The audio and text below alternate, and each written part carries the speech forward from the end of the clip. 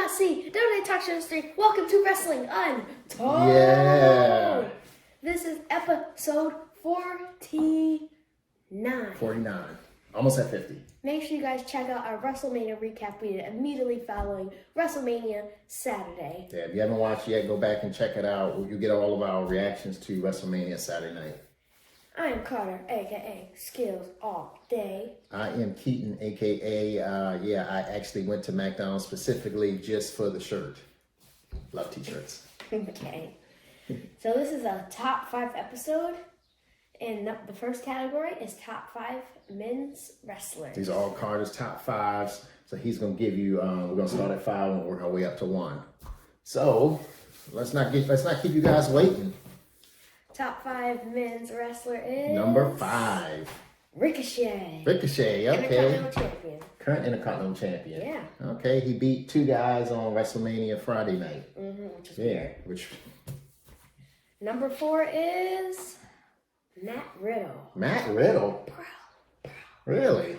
Okay, all right. He's in your top 5, okay. Some of these people on my list are going to be on other categories. Okay, all right. You go for what you like. All right, let's get number 3. Number 3 wrestler is... Happy Corbin. Happy Corbin? Wow. I love Happy Corbin. Happy Corbin. I love Happy Corbin. Okay, all right. You know. It's so weird the way they created that, how they built up that character. They basically bankrupted him, and then WWE was in Vegas, and he just so happened to win big in Vegas. Now he's this rich guy. Okay, all right, cool. Number 2 is... Number 2. Roman Reigns. Roman Reigns. Okay, I feel like he was number 1 last time we did this. And number 1 is... your reigning, defending, undisputed heavyweight champion, Brock Lesnar. Okay, all right. So just to give you guys a little look behind the scenes, we filmed this prior to Sunday's WrestleMania, so we don't know who won that match just yet, but we will. So it's either Brock Lesnar or Roman Reigns is your undisputed champion. We think it's going to be Roman Reigns. I said Brock. Oh, you said Brock? Yeah, I did. I think it's going to be Roman Reigns. Let's go over to tag teams. Top 5 tag teams. Let's go. I'm excited. Top 5 is the newest tag team that finally got back together. NXT 2.0. You probably won't know it. Dakota Kai and Raquel Gonzalez. Okay, all right. I know those two. Raquel was the women's champion there, right? Not anymore. Well, she was. Yeah, it was. Okay, Dakota Kai was not the women's champion. All right, let's go. Number 2. Number 4. Number 4 is... I put it someone different on the list. It's actually Happy Corbin and Madcap Moss. Okay, all right. They are a tag team. All right. I see a trend there. Number 3 is a women's wrestler. Actually, 2 women's wrestlers, Sasha Banks and Naomi. Okay, all right. I like that. I mean, I feel like Naomi, they've been using her to get some people over. They used her to help Ronda. And Sasha Banks doesn't need help getting over, but I assume, without Sasha Banks is helping her get over. Well, without Bayley being there, I think it's helping her get a title. So, okay, all right, cool. Number 2.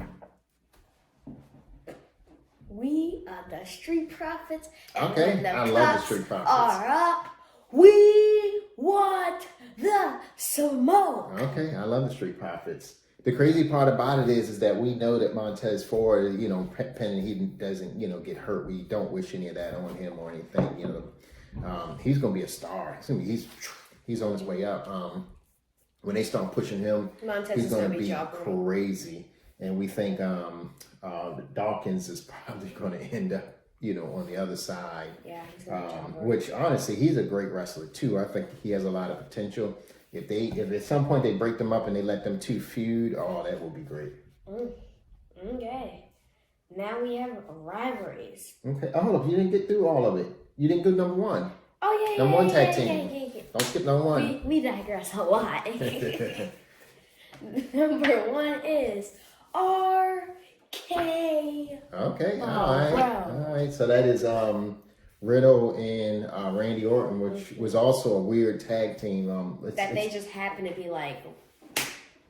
The weird tag teams work. It's like, when I first saw Yokozuna and Owen Hart tag together, I was like, what, these two guys? But they work so well together. It's like the weird pairings really work. Like Madcap and Corbin.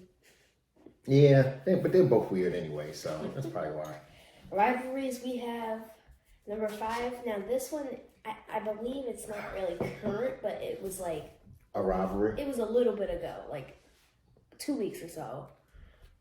Number 5 is Sonya Deville versus Naomi. Oh, yeah, we didn't like... that would make me cringe. Because it was all like, why is she treating Naomi like this? But that actually pushed Naomi. It's still kind of going here and there because, like, with what we had with Saudi Mania, where, like, Naomi and Ronda. And Ronda, yeah. And then, like, it was Charlotte and Sonya. That Exactly. match So was kind just of weird. It was a match. Yeah. It was a match. Okay, number 4. Oh, yes.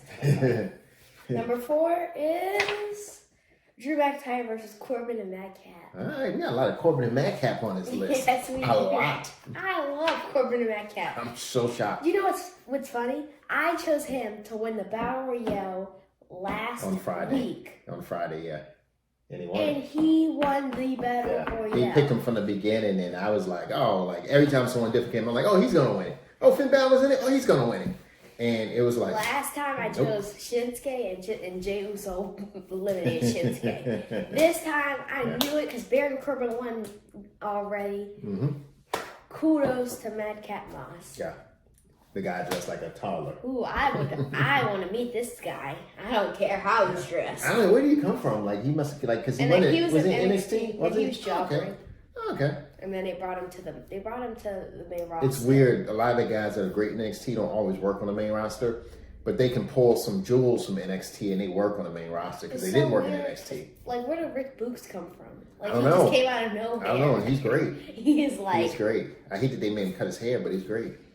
They made him? Yeah, I think they made him cut his hair. Oh. Yeah. Okay. All right. Cool. So let's get to number 3.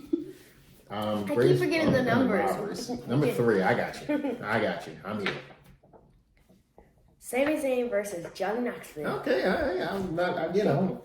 It's a weird one because you have a stuntman / movie star in a rivalry against Shay Guevara wannabe. So yeah, okay. All right, we'll see. Number 2, you're gonna say this should be number 1. Brock Lesnar, Roman Reigns. I think so. Yeah. I mean, this rivalry has carried the business so far. I mean, it has been. It's the reason why the ratings are a little up. So we'll see. I mean, it's the reason why I like watching is to see those segments. But what's your number 1? Okay.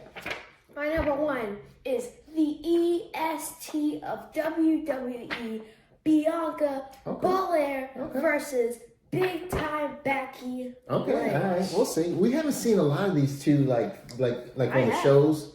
Well, because I think with Becky being hurt, we haven't seen a lot of back and forths between them in the past couple of weeks. They've been brawling, but it's been short. It hasn't been like actual matches and stuff because they're saving it for WrestleMania. Yeah, I mean, they're not using heavy equipment, destroying cars or anything like that. Mm-hmm. We've seen more of Charlotte and Ronda, but I think that's because we watch SmackDown all the time.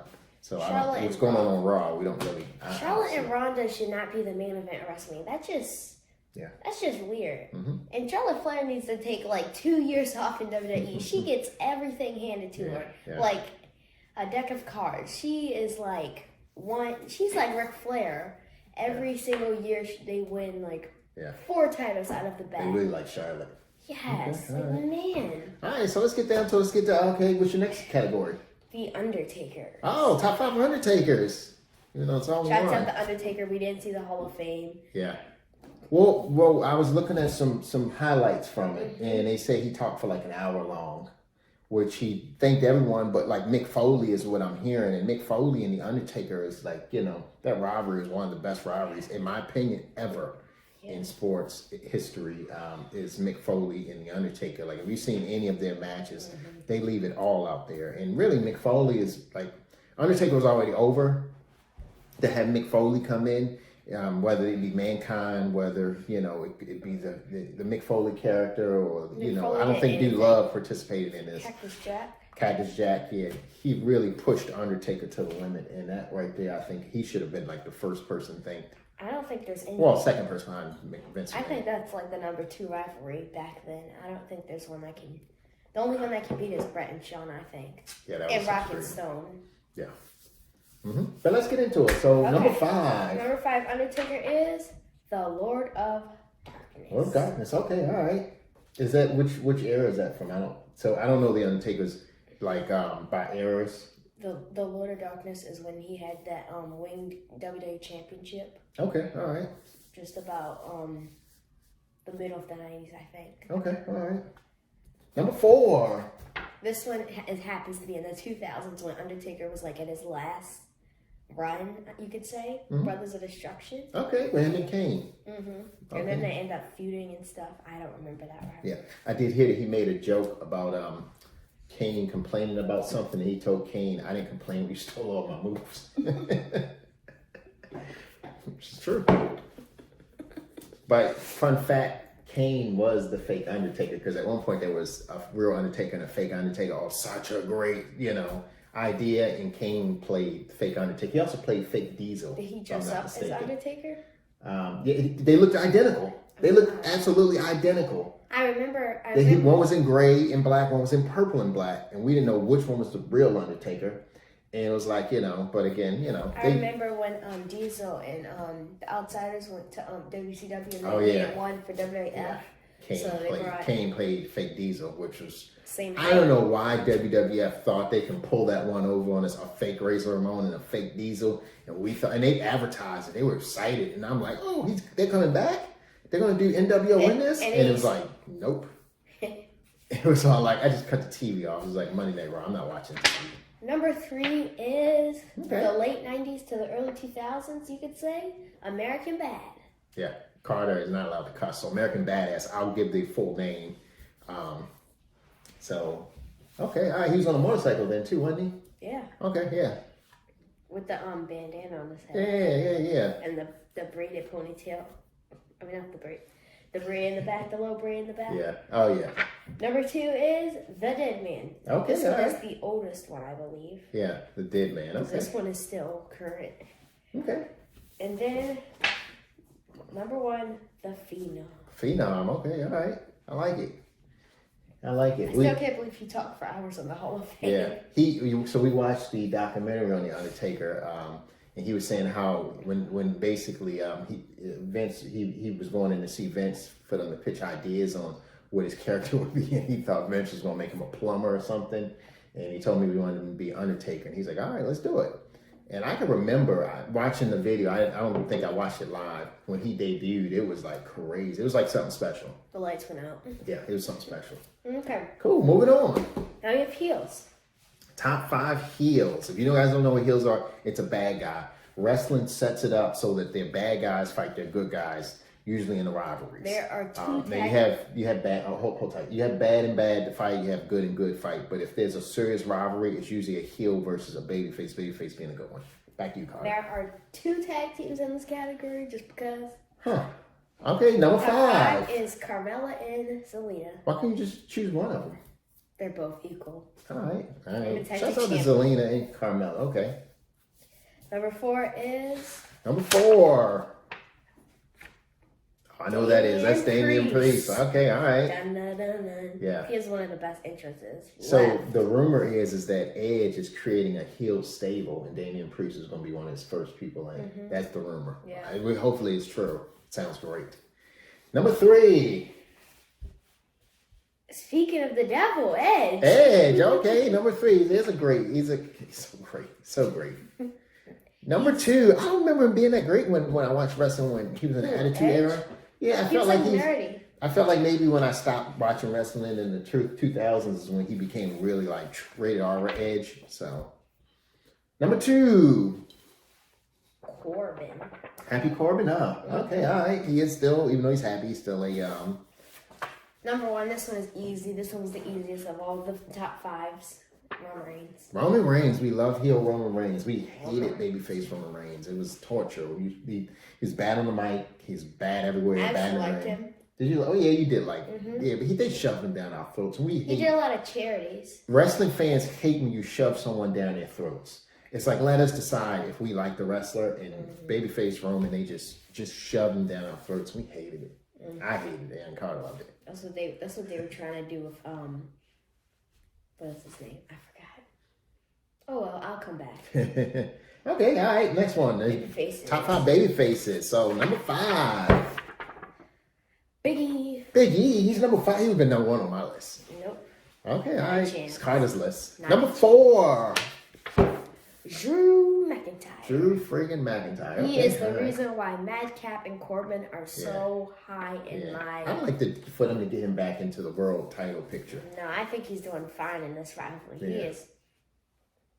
Okay, number 3. Number 3. The newly crowned champion, Finn Balor. Finn Balor, okay, all right. He can be on both sides though. He can be a heel and a baby face. It's weird. You know what his I dynamic. realized? Ricochet and Finn Balor both got their titles changed before WrestleMania because they're not in a match at WrestleMania. I don't understand why the Intercontinental belt is not being defended at WrestleMania. But Johnny Knoxville is fighting at WrestleMania and Pat freaking McAfee. Why can't they do a triple threat? They could have did like... This could have been at WrestleMania. It could have been Saturday in WrestleMania. I don't care. It didn't have to be Sunday. You defend all your belts at your title events. The thing is that I think Fox and USA is so unhappy with WWE and the ratings is why they're putting a lot of these WrestleMania matches, putting them on the week of WrestleMania, but on Fox. They're putting them on SmackDown and they're putting them on Raw. They try to get those people to watch, But again, it's not our problem. Why is USA mad? It's Raw. Raw is the B show. Well, it wasn't always. It just became the B show when SmackDown went to Fox and they moved everybody to SmackDown. Because Raw was the A show for forever. Yeah. But, we digress. Okay. Oof. Number 2, I'm sorry, because we did Finn Balor's number 3. Number 2. Bianca Belair. Okay, all right. Shouts out to Bianca. That's our girl. Man, most of I didn't realize how many times these people are on the list. They're like on 3 times. Number 1 is... Number 1, I'm excited. Brock. Okay. Wait. I forgot you started. Okay, give me a second. Ladies and gentlemen, my name is Paul Heyman. The advocate of the reigning, defending, undisputed heavyweight champion, Brock Lesnar. I tell you what, when it's all said and done, so Undertaker got a statue. I don't know where they're going to put the statue because it's not like they have a... They're putting it in... they had it in the WrestleMania Access, but I think they're taking it to Performance Center. Yeah, it's probably going to sit somewhere on one of their... I don't know why there's not a WWE museum open to the people. I think people would go. There used to be a WWE store in in Times Square. I've always wanted to go to it, never got a chance to close down. But they need an actual...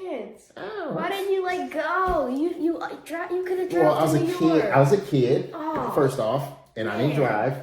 And my parents weren't just up and taking me to New York to see the WWF in Times Square. Whatever the case, there needs to be a place where these statues can be.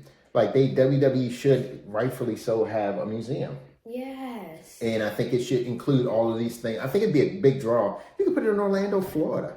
Yeah. It doesn't have to be in New York. It doesn't have to be. Should be in Connecticut. Anything. I know Connecticut is their headquarters. It should not be there. No one wants to go to Connecticut to see WWE. But it should be at the Performance Center. They could easily create a museum there. Easily. Or they could just do a partnership with Disney or Universal and have something on one of their properties. Either way, Undertaker have a statue. His statue should be somewhere where people can actually see it and take pictures with it. There's other stuff that can be there too, though. I only say that because I honestly believe that Paul Heyman deserves a statue for what he's done for wrestling in general. Like across the decades. He started when he was a teenager as a photographer. He would just sell the pictures to Wrestling Illustrated magazine. And he created his own wrestling company. WCW. No, ECW. ECW, yeah. So, yeah. Okay. We digress. Okay. If you open up something in Orlando, if you open a museum in Orlando in the next few years and we don't get credit or free tickets, they're going to be very upset. We digress. Okay. So, number 5 for the women's wrestlers. Women's wrestlers, number 5. Rhea Ripley. Rhea Ripley. Okay, we love Rhea Ripley. She's teaming with Liv Morgan, which is pretty upsetting of what they're doing to her. Too much like Liv Morgan. Okay, number 4. Liv Morgan was just pushed in our throats. Mm-hmm. And then she lost the title match. Like, how are you going to push someone so good and then you're just going to set them up to lose? Yeah. Number 4. Becky Lynch. Becky Lynch. Okay, all right. I wish she was still the man. Okay. But Ric Flair. Blame Rick, right? Well, we won't get into that. Number 3. Top women's wrestler. Sasha Banks. Sasha Banks. She'd be probably top 2 for me. Number 2. Naomi. Okay, all right. Number 1. Bianca Belair. She is my number 1 favorite wrestler too. Actually, I don't know why I don't have a Bianca Belair shirt. I gotta order one. Oh my gosh. I'm getting a Bianca Belair shirt and I'm gonna wear it every day. Okay, entrances. Okay, so top 5 entrances. Okay, number 5.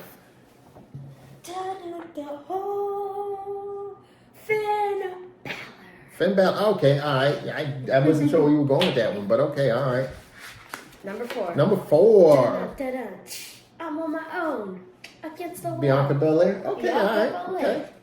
I don't know if I have any of these people on my list so far, but go ahead. Number 3. Number 3. Dun, dun, dun, dun, dun, dun. Okay, I probably have Brock Lesnar on my list. Lesnar. I have him come out with a car door every time. Number 4. Number 2. Number 2. The Street Profits. Street Profits. Dun, dun, dun, I would probably put them on my list. Dun, dun, dun. And number 1 is... I got a hoodie just to do this. Oh, okay. All right. You need to move that out the way. They don't want none. They don't want none. AJ Styles. Yeah. So the entrance means so much in the whole production that a wrestling match is. The entrance, the mic skills. It's not just you can wrestle. A lot of wrestlers can just wrestle, but a lot of them have sucky entrances. They can't talk on the mic.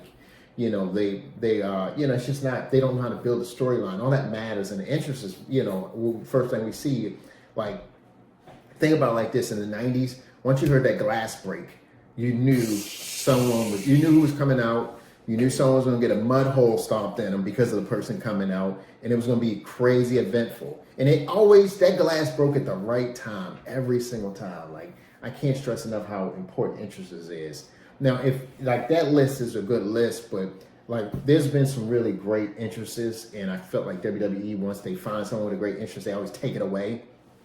We love the Jim Johnson. Yeah, they fired him. Well, we know he was so great. So one of the entrances that I loved that they took away, I didn't love the rest of it so much, was Robert Roode.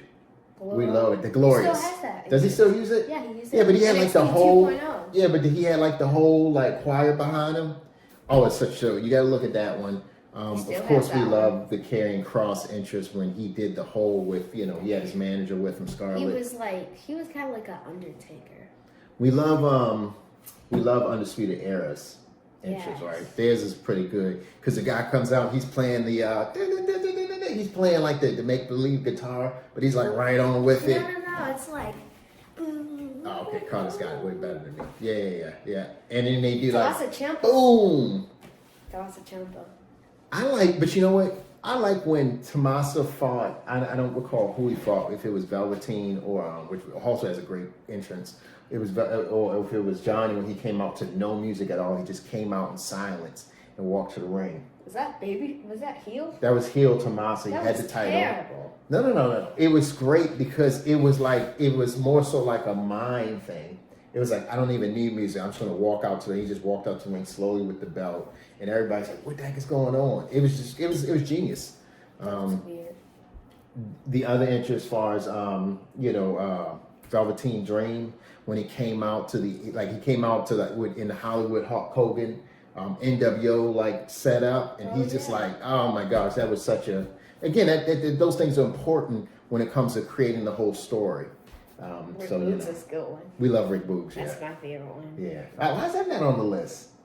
So Rick Rude intros Shinsuke Nakamura. He plays the guitar. It, though. Yeah. He says one half of the future SmackDown, blah blah blah blah blah. So it's so exciting. So we hope you enjoyed our top 5. This is Carter's top 5 as of April 2022. It was much different when we did this last year. The wrestlers were different. Everything was different. We hope you guys enjoy WrestleMania week, and we hope this isn't too much wrestling for you guys. So go ahead and take us out. Make sure you guys smash that like button if you enjoyed the video. See you next week. Like, share, comment, subscribe, share with friends. Since Carter's not going to finish it up. Follow us on Instagram, Karter_TV. Thanks a lot. Thanks for watching. Go back and watch those old episodes.